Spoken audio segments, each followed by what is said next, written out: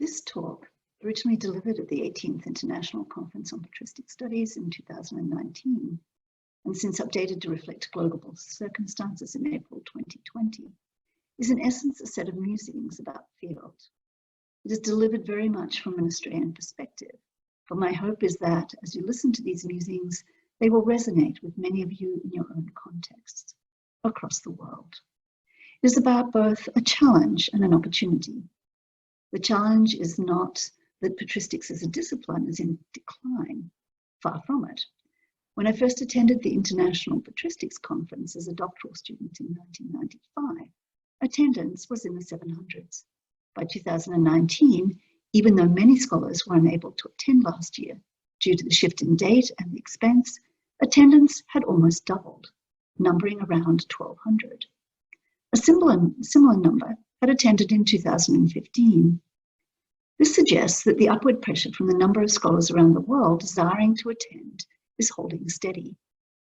The North American Patristic Society, AIEP-IAPS, too, is exhibiting continual growth with current membership over 300 and a constantly expanding annual meeting. Scholars who reside in Europe, Scandinavia, the United Kingdom, South Africa, Japan, and South America may be able to tell similar stories.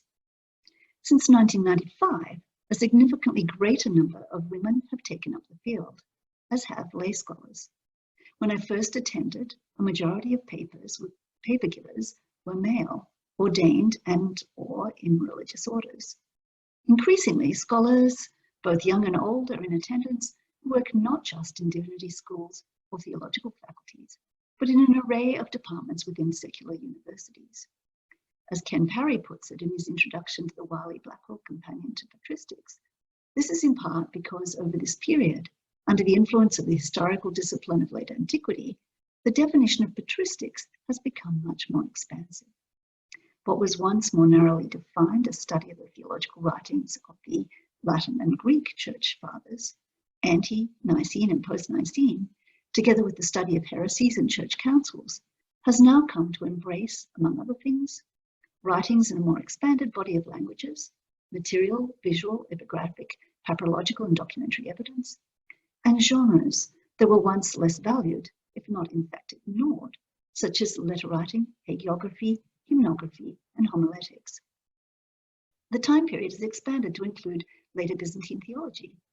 The works and lives of less well-known writers and preachers like Severian of Gabala, of lower-ranked clergy, ascetics or heretics, and of unknown authors, the ones we call the pseudonyma, that once languished in the shadows of the great Orthodox bishops like Augustine and Basil of Caesarea, have now gained their own prominence. The field is both the same and significantly different from what it was 25 years ago.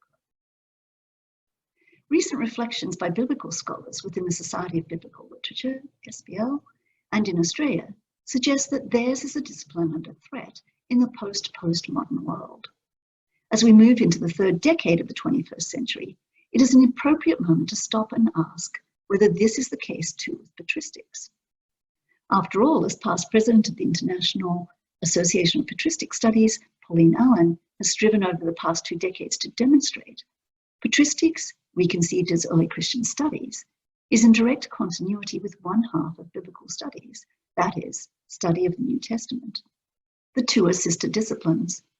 This blurring of once discrete fields she exemplified throughout her directorship of the former Centre for Early Christian Studies at Australian Catholic University, and via the co-founding with Professor Shimokato in 2004 of the Asia-Pacific Early Christian Studies Society. The conferences of AIEP-IAPS from their very beginning sought to bring New Testament scholarship together with the broader study of Christian literature and society from the 1st to the 8th centuries. We see the fruits of this approach in the North American annual meeting of SBL, where increasingly panels, including late antique or patristic papers, have become normative. A similar push is evidenced in South Africa, where the Society for New Testament Studies is inclusive of patristics, and where the 2018 Classics Colloquium brought together papers that stretch from pre-classical Athens to the end of late antiquity. Notably, over this same period, Oxford University's own Theresa Morgan has led the way in blurring the boundaries between New Testament and classical studies, just as Abel Cameron has consistently and successfully brought together the study of late antiquity and Byzantium on the one hand, and late antiquity and Islam on the other. Of relevance to the discussion here, among the many paradigm shifts she has influenced or affected, Cameron has highlighted and sought to redress a neglect in Byzantine studies of Byzantine theology and religious writings. In Vienna, Claudia Rapp has also been instrumental in this latter regard. I will revisit these trends and their implications for the increased relevance of patristics to 21st century concerns later in my reflections. To return, however, to whether the fates of patristics and biblical studies are mutually entwined, it is instructive to look at some of the concerns about the future of biblical studies that are being put forward. Mark Brett, who took over from Adele Reinhardt in 2019 as general editor of the Journal of Biblical Literature, in a recent article argues that biblical studies, at least in Australia, is well into a new crisis of legitimacy, and that it is time to take stock and to do some strategic thinking about the future. Brett is known for his critique of the ideological biases of past biblical criticism, for the promotion of post-colonial approaches, and for his lifting up of Indigenous theological voices. For those of us who work in Western universities, theological colleges and divinity schools, where study of the humanities, let alone church history or historical theology, is under threat, and in Western countries where church attendance is in dramatic decline, patristics as a discipline barely registers on a university chancellor's, government's, or society's radar. As a patristic scholar, sitting on an aeroplane and having a conversation with the person next to you about what you do can generate some very interesting conversations. In some ways, patristics has always suffered from a crisis of legitimacy outside of certain confessional circles. In Australia, even in my own collegiate University of Divinity, it is vastly overshadowed by systematic, biblical, and practical theology. A rare exception within the University of Divinity is the Coptic Orthodox College, St. Athanasius. Of the two Australian universities that do give active encouragement to its pursuit, the one, Australian Catholic University, has, like St. Athanasius College, an historical confessional interest, while the other, Macquarie University, although secular, exhibits the legacy of the expansive vision of Edwin Judge, holder of the university's second chair of history and founder of its Ancient History Documentary Research Centre. We should note that, although Macquarie is a secular university, Sydney Anglicans were significant supporters of Judge's vision. What started out in the 1980s as a focus on studying the emergence of Christianity in its historical context, with emphasis on documentary papyri and inscriptions of the pre-Constantinian period, has since expanded to include the study of Coptic and associated Oriental languages, literature and religions, late antiquity, including patristics, and Byzantine studies. A student interested in the historical study of Christianities can engage with their material, documentary, and literary culture at almost any period in the first millennium across a wide geographic and linguistic spectrum. Patristics works there because they have been aggressively strategic. They have, in essence, captured the postgraduate student market in Australia and have been able to demonstrate to their university that its study, when less ideologically constrained, is economically viable. These are rare foci of patristic endeavour within Australia, however, and for the most part, those of us who work in the field do so with little support from our institutions. That patristics continues to be obliged to defend its legitimacy is not a new challenge. What is new is the rapid decline across the Western world of religious institutions, seminaries and divinity schools, theological departments, and religious orders that have traditionally supported it. The patristics, under the umbrella of late antiquity, has expanded beyond these into secular universities, offers the field some protection, but brings its own challenges. In countries where tertiary education is no longer viewed as a fundamental right, where the university is a profit-generating business, and where students are no longer being educated to produce well-rounded citizens, but for specific employment, it is difficult to argue why patristics, at least as theology rather than history, should have a place in the curriculum. increasingly students are asking why they should invest time and money in learning the requisite ancient languages. What's in it for me rather than what's in it for society or the church has become a persistent focus.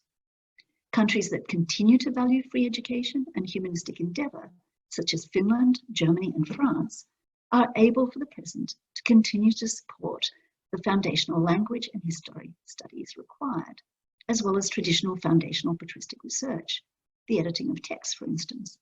But they too are coming under increasing pressure. One could also think of the growing threat to academic tenure and of increasing work precarity, otherwise framed as work flexibility and agility in the new gig economy, as additional factors.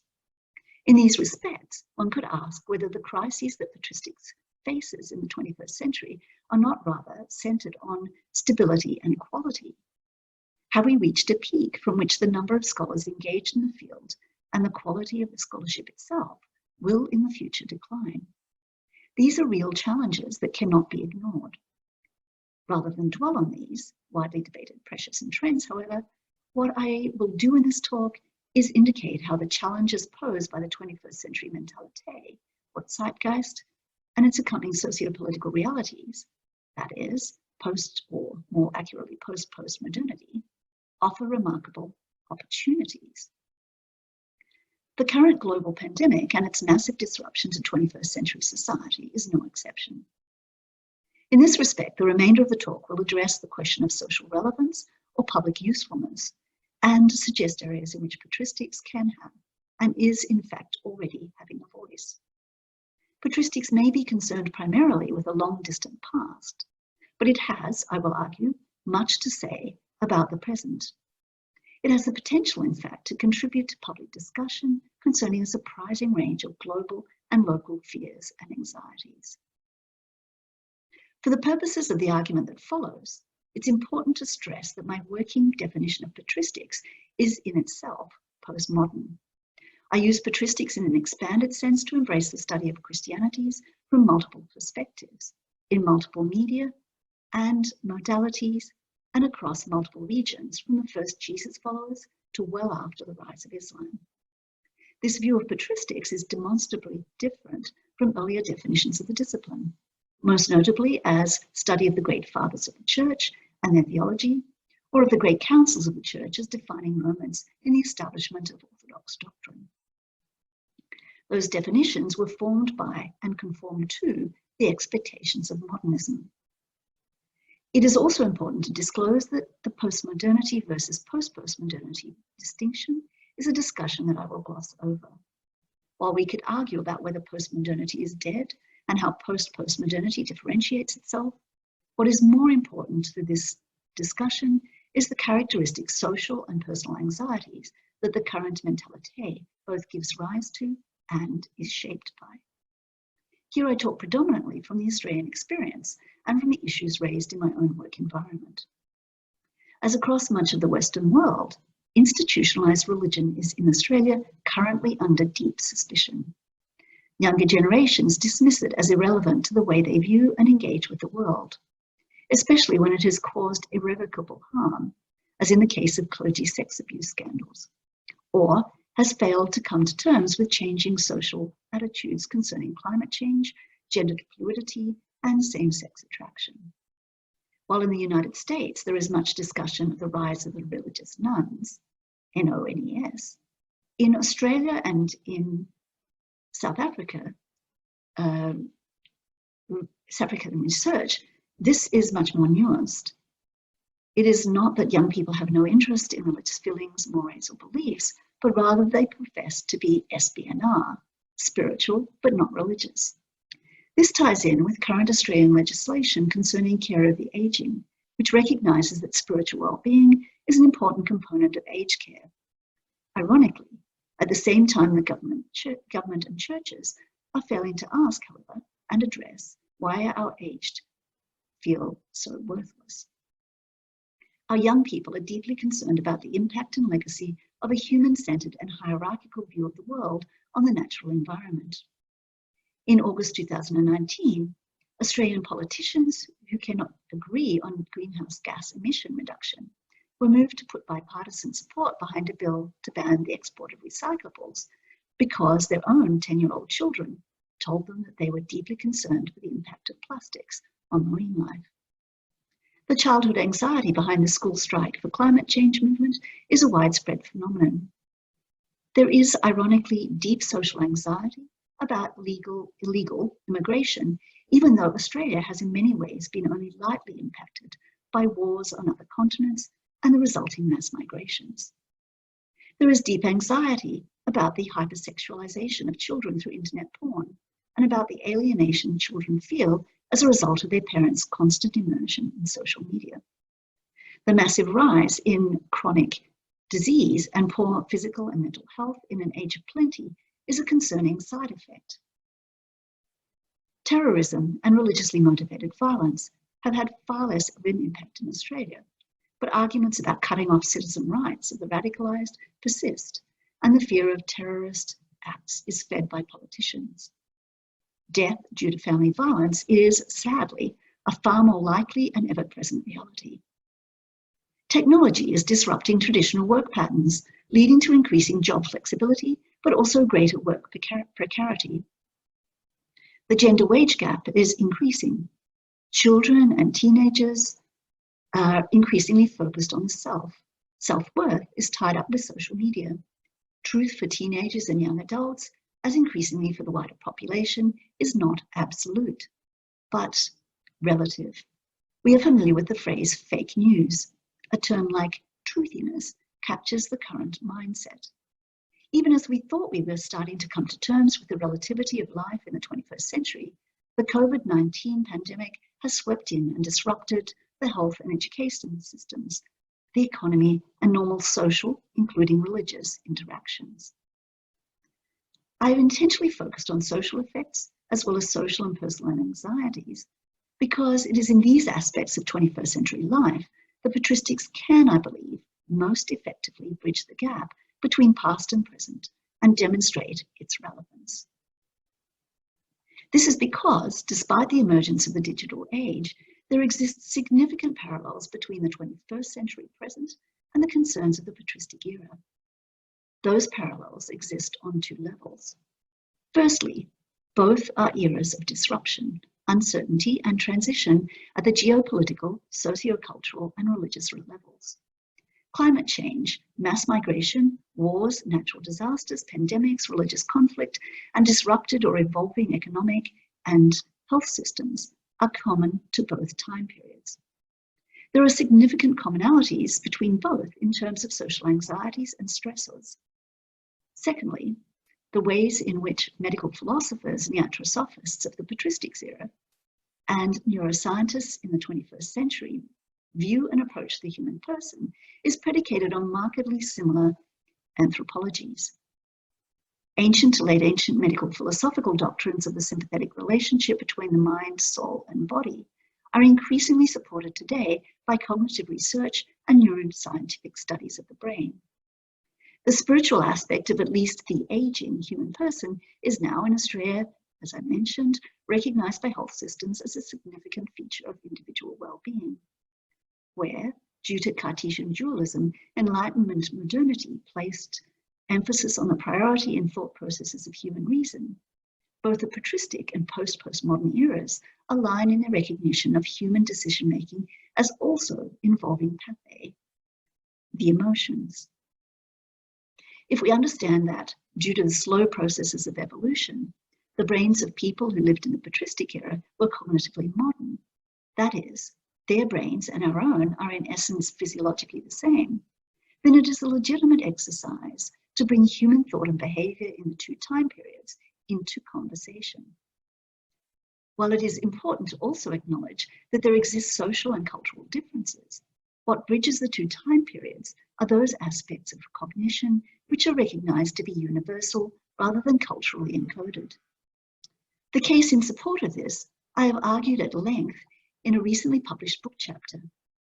When we marry this insight with the commonalities in the societal stresses experienced in both periods, then the case for potential similarities in thinking and response is strengthened. With these insights, we can start to acknowledge the value for patristics of multi- and interdisciplinary approaches. This is something that Brett lifts up as a key strategy for biblical studies in Australia with regard to re-establishing its legitimacy and moving forward into the future. In his view, multidisciplinary collaboration is a vehicle that facilitates public awareness of biblical studies as a discipline that can contribute to public debate on ethical questions. As an aside, for a country that professes to be largely secular and non-religious, a surprisingly large number of Australia's current politicians place emphasis on Christian values in private and in public debate. So, ethical questions from Brett's perspective relate to societal well-being and public goods. Scholars with a postmodern view of patristics are already successfully doing interdisciplinary work focused on public as well as individual well-being, and we should view their endeavours as an important starting point and exemplar. The rapidly growing International Working Group for Religion, Medicine, Disability and Health in late antiquity, which held workshops at both the 2015 and 2019 Oxford conferences, and now regularly offers panels at NAPS and SBL, is one such example.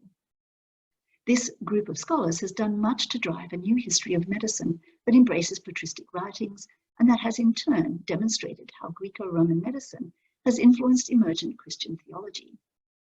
It has also helped to break down barriers between Jewish and Christian scholarly approaches to this historical period and highlighted mutual influence. More importantly, for the relevance of patristics in the postmodern university and to Western health systems, as paradigm shifts from a compartmentalized modern biomedical mindset to one that is more holistic and in fact I would argue pre-modern, a number of the scholars in this group teach across faculties. They work in the growing discipline of medical humanities. Jonathan Zecher, Hardy Marks, Andrew Crislip, Brenda Llewellyn-Isson, and Megan Henning, among others, have taught or are teaching subjects from within religion and history departments to students of nursing, science, and medicine. They successfully use the patristic past to challenge contemporary paradigms of cure as opposed to healing, pain and suffering, and the perceived normativity of physical and mental ability. This is extraordinarily valuable in an age where Western biomedicine either continues to label core ancient medical therapies as alternative and quasi-medical, with a concomitant impact on healthcare policy and economics, or when it does pursue a multidisciplinary approach to chronic lifestyle diseases, ignores both the spiritual dimension of the human person and the contribution of the medical humanities. Allied to this is the substantial rise in the practice of mindfulness, yoga and Pilates in Western countries, as people seek holistic physical and spiritual health and meaning. Again, this is a space into which patristics can speak with some authority. The rise in the patristic era of asceticism and of spiritual disciplines and monastic debates about physical labour and diet, among other topics, all feed into a variety of ways to view human wellness that brings physiological and spiritual health into alignment. That these developments and what they have to say all occur within a Christian theological framework is important, as chaplains in both hospitals and Christian schools struggle with how to blend mindfulness practices with Christian theology and values, given the substantial research that demonstrates the health benefits of mindfulness as a therapy for the treatment of PTSD, chronic pain, trauma, permanent physical disability, and depression. Patricia Cine, Ruben Pareto-Rivas, Juan Carlos Albi, and their colleagues in Argentina have already made investigation into this kind of area in ways that are truly interdisciplinary. This brings us to the rapidly growing generations of the spiritual but not religious in Western societies. On the one hand, recent debates within classics and patristics, for example by Brent Nombre and Callum Barton and Daniel Boyarin, about whether religion as a category existed prior to the Reformation, have much to contribute to contemporary public debates and concerns in this regard. Similar discussions by Mayastina Carlos and others around concepts of religious tolerance and intolerance in the patristic era have proved fruitful for contemporary debates on and social anxieties concerning these topics. A flip side of the espionage phenomenon is that religious orders that have declined in numbers are able now to capitalize on the espionage who seek to experience and practice spiritual discipline without ultimate commitment. In many cases, these spiritual practices have their origin in the patristic era. There is an opportunity for discussion with these spiritual tourists around the origins of such practices in terms of the anthropology, spiritual values, and social conditions that gave rise to and shaped them. Paul Dilley's recent book, Monasteries and the Care of Souls in Late Antique Christianity, in many ways already speaks into this space, raising useful questions around why people then and now choose to engage in such disciplines. The current rise in demand for spiritual directors is another flow-on effect. Monastic literature like the Apophthegma Patrum that lifts up and explores master-disciple relationships speaks directly into this space and is in turn associated with considerations of holistic well-being, or alternately, a queering of assumptions about the negative value we typically place on disability. Andrew Krusip's book, Thorns in the Flesh, and the recent Journal of Early Christian Studies article by Sean Moberg are both indicative of the insights to be gained from these approaches. Concerns about aging, the value of the aging person, and about the abled and disabled body are all areas that bear some relationship to the ascetic bent exemplified by the patristic era, and that the material turn in late antiquity, so ably lifted up by Patricia Cox-Miller in her book, The Corporeal Imagination, brings into prominence. These are all topics that are undergoing increasing investigation by scholars of patristics, who then simply need to find ways to relate their findings to public debates in the 21st century. Material but invisible demons, to extend this topic, are not just concerns of the patristic era. With the steady, in some instances rapid rise of Pentecostalism in the global south, demonic warfare is a pressing issue within countries whose cultures traditionally view spirits as a natural part of the environment. The worldviews of these cultures have strong commonalities with the patristic worldview of spirits or daimons and their influence on the human person. There is a natural synergy here with patristic monastic concerns with demonic attack, aspects of patristic anthropology and psychology, and patristic understandings of the role of holy women or men in healing. As Samantha Miller has recently shown in a rudimentary study of John Chrysostom's anthropological and psychagogic approach to demons, now developed into a book, dialogue between a patristic approach to the issue and 21st century Pentecostal approaches can produce fruitful disagreement, posing questions about the role in perceived demonic warfare of individual human responsibility. And when we think of bodies, the mass movement of peoples across borders, whether due to civil war, climate change, or the genocide of racial minorities, is another globally pressing concern that is mirrored to some degree in the patristic era.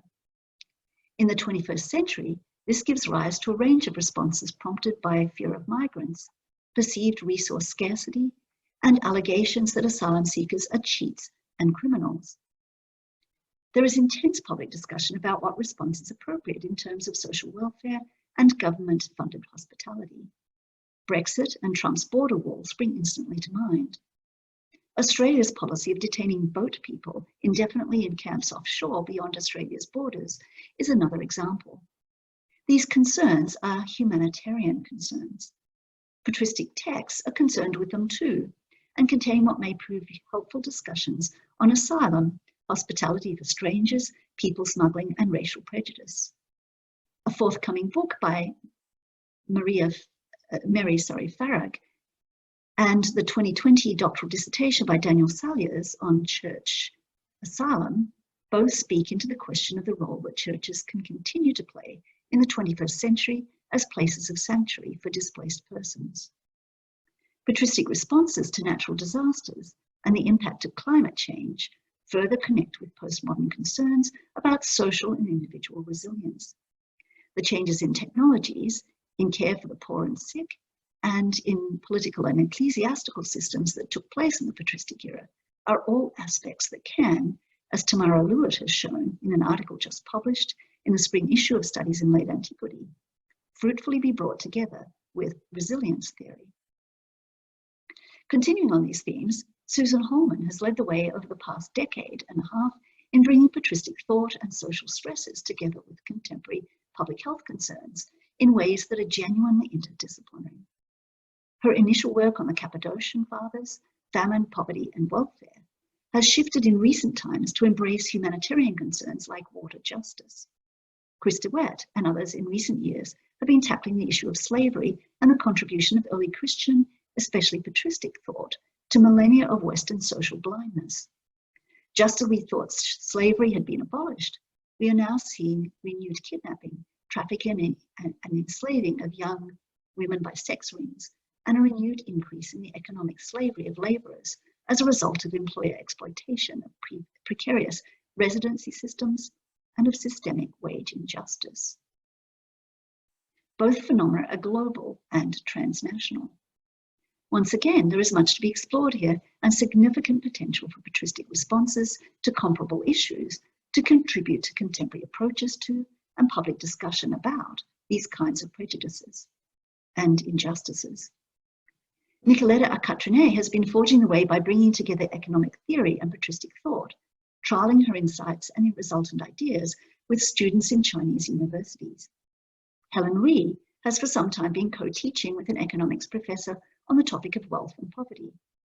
Ecology and the environment is a burning concern of the 21st century, yet there is surprisingly little that has been done to address this topic from within patristic scholarship. And yet that patristic thought has much to contribute has been demonstrated by the Australian contemporary Catholic theologian Dennis Edwards, whose posthumously published book, Deep Incarnation, spends 2 of the 5 chapters exploring the insights on the question of care for the environment of Irenaeus and Athanasius. Catholic social teaching has always recognized the value of patristic thought for contemporary issues. But as the project of Johann Lehrmans, Brian Matz, and ethicist Johann Verstraeten at the Catholic University in Leuven has highlighted, there is still work to be done in making the case for a valid intersection. Dennis Edwards has done this, I believe, carefully pointing out the similarities and dissimilarities in the cultural setting. The emerging recognition of the similarity, if not direct equivalency in anthropology, of the patristic and 21st century worldviews adds support for increasing the dialogue between patristic and contemporary social thought as an interdisciplinary habit. Gender and sexual identity issues, like the search for spirituality and meaning and care and concern for the environment, are also at the forefront of at least Western postmodern anxieties and mindsets. Same-sex marriage legislation, increasing recognition of gender fluidity, anxieties about clerical celibacy, links between Christian fundamentalism and homophobia, loss of male identity, and rampant intimate partner or family violence are all major social concerns and/or topical issues. Between considerations of gender and asceticism on the one hand, and sex, gender, sin and shame on the other, not to mention medical philosophical conceptions of gender and the social space occupied by the eunuch, the patristic period is a particularly rich one with which to think through 21st century concerns about gender identity, gender roles, and gender fluidity. There has been significant progress by scholars of patristics and late antiquity in the past 2 decades in this area. In particular, but again, bringing this scholarship more intentionally into public discussion would raise its profile and further promote its public utility. On a different note, in a world in which emotional rhetoric is on the rise, facilitated by an increased use of tweeting by politicians and the global use of mobile and cell phones and social media, cognitive linguistics allows us to align the gap between patristic ideology and language and the 21st century present. The work of Anna Rebecca Solveig on health and medicine metaphors in Ignatius's letters, Eric Fournier's work on amputation metaphors in relation to episcopal exile, and my own on the metaphors that permeate John Chrysostom's notorious sermons Adversus Judaios, all serve to disrupt centuries-long assumptions about the priority of reason over emotion. In the case of Chrysostom's sermons, I have been able to show that cognitive approaches destabilize and, I would argue, collapse the long-held distinction between anti-Judaism and anti-Semitism. When cognitive research is brought to bear, we are obliged to acknowledge that the impact on the listener is separate from the author's intention. In a recent book that is largely the brainchild of Eric Fournier, I have raised the possibility that there may in fact have been a literal biochemical neural addiction on the part of patristic audiences to rhetoric that promoted their own group as the exceptional other. This kind of research demonstrates how exploration of cognitive linguistics and social phenomena in the patristic period can have substantial implications for current public discussion around issues like white supremacy, anti-Semitism, religious conflict, and violence. The topics of religious conflict and violence are two of the most obvious spaces in which patristic scholarship has been able to demonstrate its public relevance for the 21st century. Large national and international research projects that explore aspects of these topics have been underway for some time.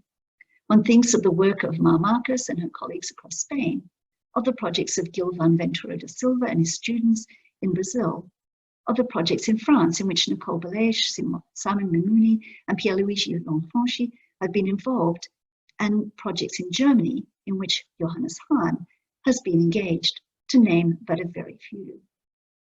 In Australia, Pauline Allen, Bron O'Neill, and I, together with Chris DeWett in South Africa and a number of doctoral students and postdoctoral researchers, have been engaged in exploring the role in the destruction of religious sites of the rewriting of past memory. Just as Yitzhak Dijkstra has been conducting his own Canadian-funded project on religious violence and destruction in Egypt in the patristic era.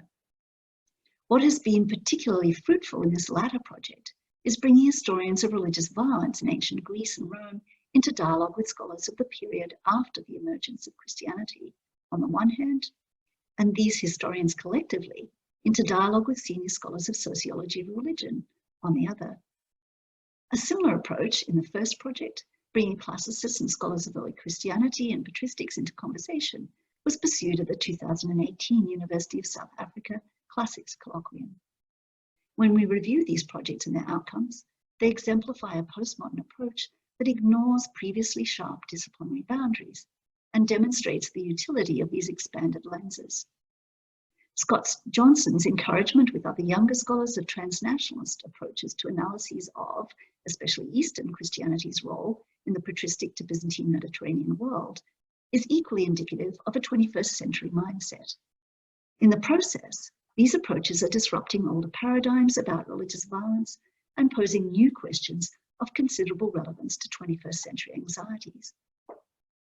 My own exploration, again, of cognitive approaches from moral psychology, when brought together with insights from cognitive linguistics in the area of cognitive metaphor theory, have brought into question the assumed essential relationship between violence and religion, and pose the question whether narratives that memorialize past violence against the group whose stance is validated by the narrative record actual violent events in the past, or in fact provoke them in the future.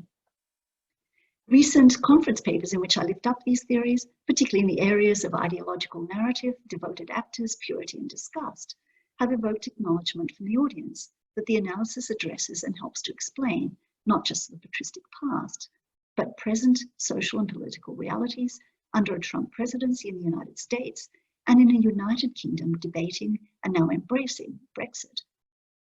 This kind of synergy between past and present can be quite revealing, given that analyses of patristic claims of temple destruction in light of archaeological evidence by Dijkstra and others indicate that the rhetoric exaggerates and in some cases significantly misrepresents reality. However, one question we must ask in regard to these kinds of approaches is whether our results are legitimate or circular. Just as scholars in the modern era asked questions prompted by their modernist worldview that produced results consistent with that modernist worldview, is the postmodern lens we bring to the patristic era inevitably productive of results that confirm a postmodernist mindset? That is, in the areas of religious conflict and violence, is our successful bridging of the gap between the patristic past and the 21st century present really real or only apparent? On the other hand, postmodernism itself gives us a pass, as it were, on this issue. In an era where truth is relative, we could in fact ask, does the question of whether we have successfully bridged the gap, or only appear to, in fact matter? At this point, I bring my set of musings about the field to a close by summing up some of the arguments and putting forward some conclusions. This talk has been about bridging the gap between patristics and postmodernity. I've argued that postmodernity offers both challenges to the field and opportunity. In the Western post or postmodern academy, in the Western post or post-postmodern academy, there is little to no allowance that a discipline can be of intrinsic value. Each discipline has to demonstrate its economic or public utility on the basis of a cost-benefit analysis. This is how research funds, at least in Australia, are allocated. For a discipline that has traditionally been focused on the development of Christian doctrine, and in which significant labour is spent on minute philological work, trawling through manuscripts and editing and publishing texts, proving economic worth can be extremely difficult. As I mentioned at the beginning, patristics is a discipline that has always suffered in terms of its legitimacy. This is the case, at least, outside of divinity schools, theological faculties, and religious orders in the Roman Catholic, Anglican, or Eastern Christian traditions. And yet, interest in the field is growing, and it continues to be pursued increasingly in secular universities, aided by the legitimacy afforded by the now maturing field of late antiquity. In relation to late antiquity, patristics can be viewed either as an allied field or a subdiscipline. That optimism for the future needs to be measured against a second challenge posed by postmodernity. In the 21st century, Christianity's institutions themselves are under threat. The very divinity schools, theological faculties, and religious orders that have supported patristics. As patristics increasingly moves into the secular university, it is brought under dual pressures. Bridging the gap between patristics and postmodernity becomes urgent precisely because all forms of institutionalized religion, on the one hand, are increasingly being viewed as irrelevant, and because, on the other, humanistic endeavor, within which patristics falls in the secular domain, is held to have little to no economic or social value. What I hope to have persuaded you as you listen to this is that precisely the opposite is the case. Patristics as a field of study has extraordinary value for governments and societies, precisely because the social conditions of postmodern and patristic eras, together with their associated worldviews, have significant crossover. Both the patristic world and the postmodern world, to borrow E.R. Dodds's characterization, are an age of anxiety. In both eras, the human brain, which both view as embodied, is fundamentally the same. When triggered by the same types of rhetoric or societal and environmental pressures, human cognition and the behaviors those cognitive processes give rise to have commonalities that express in consistent ways, regardless of the cultural differences. As we live through and subsequently unpack the changes wrought by the COVID-19 pandemic, we will, one suspects, see this assertion borne out. It is in this respect that we can, I believe, genuinely bridge the gap between the two eras. Exploration of patristics in light of postmodernity and of postmodern conditions, anxiety, and problems in light of patristics is a two-way street with significant potential for productive insights.